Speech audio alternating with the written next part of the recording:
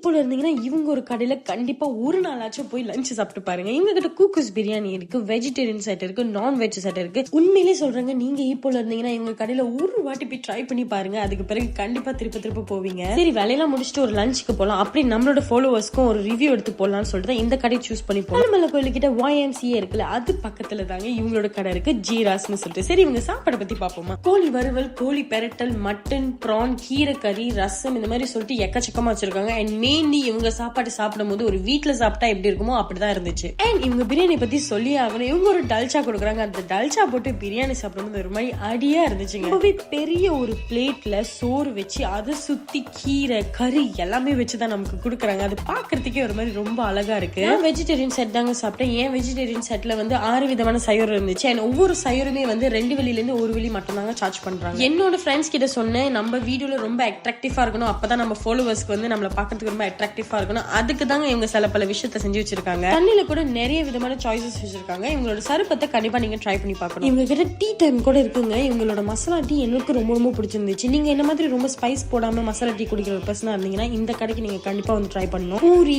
Maggi கோரிங், மாமா me கோரிங், அந்த மாதிரி சொல்லிட்டு நிறைய விதமா வச்சிருக்காங்க. நான் இந்த ஃபுட் எக்ஸ்ப்ளோரிங் ஸ்டார்ட் பண்ணதுல இருந்து நிறைய விதமான தமிழ் கடையில போய் ட்ரை பண்ணிட்டு இருக்கேன். அண்ட் ட்ரஸ்ட் மீ, போல நிறைய தமிழ் கடையில ரொம்ப ருசியான சாப்பாட்டு உண்மையிலே வந்து சாப்பிட்டுட்டு எப்படி இருந்துச்சுன்னு எனக்கு கமெண்ட் பண்ண மறந்துடாதீங்க.